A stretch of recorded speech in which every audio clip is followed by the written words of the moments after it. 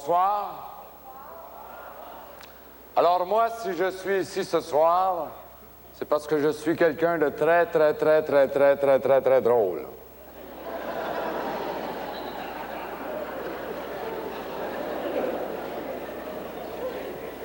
Je suis aussi quelqu'un de très spontané. Les gens disent de moi que je suis comme un enfant, moi. Toujours émerveillé. Un éternel bout-en-train comique, toujours prêt à se moquer d'une fantaisie farfelue. Ça ne m'empêche pas d'être quelqu'un de très sympathique.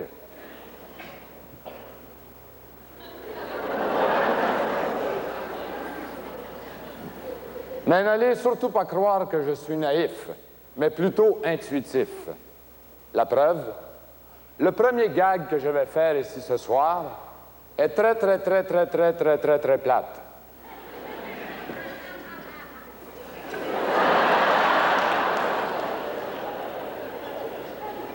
Attendez un peu que je le fasse. Une fois, c'est un gars, il dormait, c'est tout.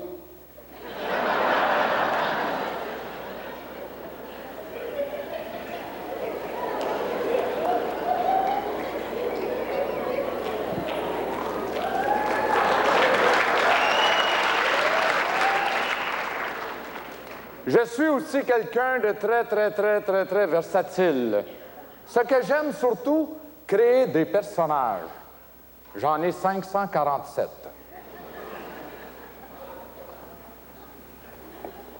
Premièrement,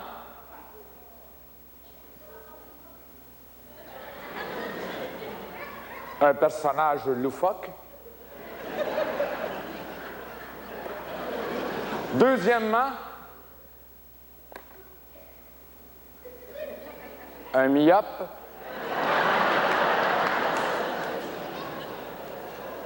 Troisièmement, un apache. Quatrièmement, Fernand Lisotte, un ancien voisin. Cinquièmement, un homme d'un certain âge, et ainsi de suite.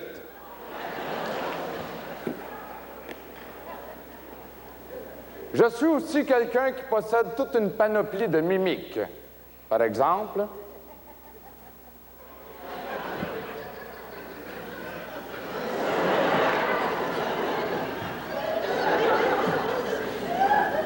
en voulez-vous d'autres? Voilà. Et en tant qu'humoriste, je possède aussi tout un éventail d'émotions. Par exemple, la tristesse, la colère,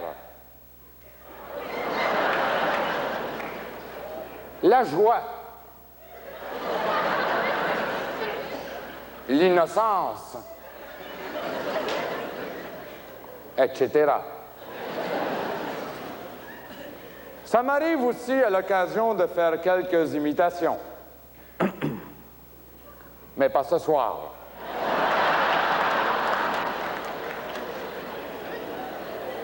Je sais que c'est dur à croire, mais je ne suis pas toujours écervelé de la sorte. Vous vous dites sûrement, mais comment fait-il? Eh bien, on dit souvent que derrière chaque grand homme se cache une femme. Eh bien, moi, la femme que je cache s'appelle Gérard.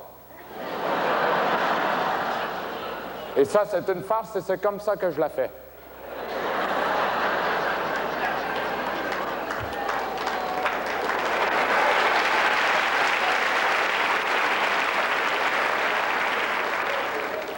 Vous savez, ce n'est pas facile de faire rire les gens. Tout est une question de timing. Par contre, il y a différentes façons de faire rire les gens. Premièrement, avec des mots drôles. Par exemple, fesses, poils, crotte de nez, bisoune, toton et tabarnak. Deuxièmement, avec des sons drôles. Par exemple, boing, trrr,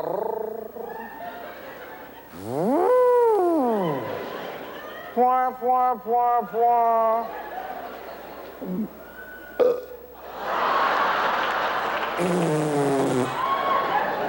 Eh oui, il y en a qui aiment ça. Et aussi en racontant une blague. Mais attention, lorsqu'on raconte une blague, ne jamais commencer par le punch. Sinon, les gens partent à rire tout de suite et oublient complètement d'écouter la blague. L'important est de toujours faire des blagues faciles à comprendre. Par exemple, si je dis, une fois c'est un gars qui entre dans son char 2 jours plus tard parce qu'il partait juste le lendemain.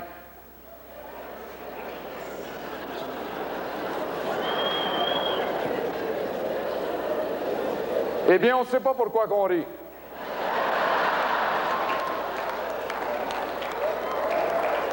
Et quand on ne sait pas pourquoi qu'on rit, on a l'air fou. N'est-ce pas?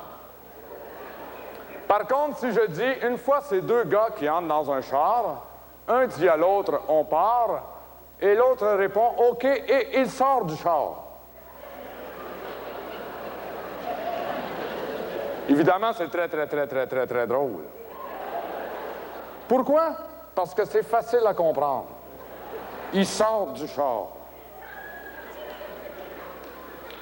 Il y a aussi différentes sortes de farces. Premièrement, nous avons le burlesque, avec son coup de poing dans le ventre, sa claque dans la face ou son coup de pied dans le cul, qui reste toujours très efficace. Mais nous avons aussi la devinette.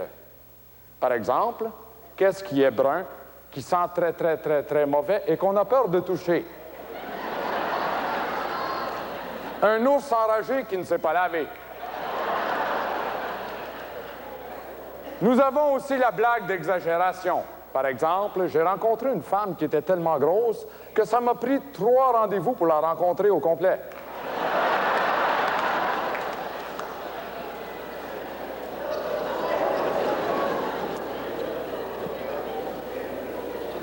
Et nous avons le calembour, ou communément appelé le jeu de mots.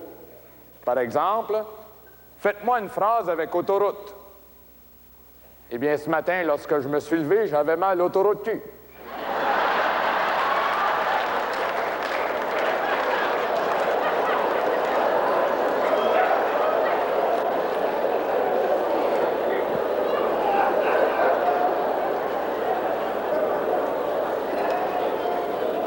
Il est toujours très important aussi, lorsqu'on fait un numéro d'humour, de toujours faire participer son public. Par applaudissement, combien de personnes sont capables de taper dans les mains?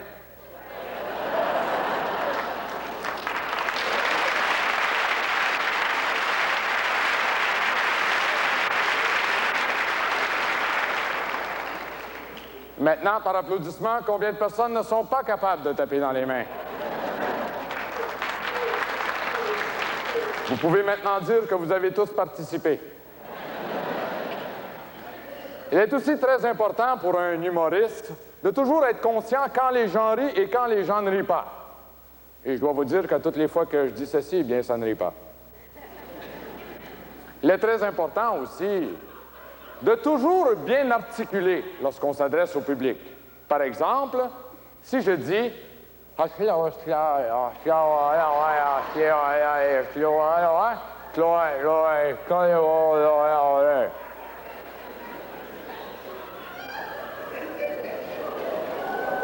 eh bien, ce n'est pas drôle du tout.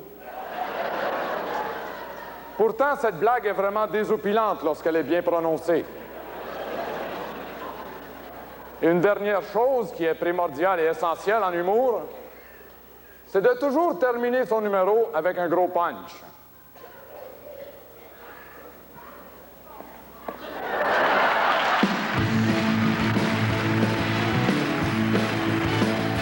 André Gauthier, mesdames et messieurs!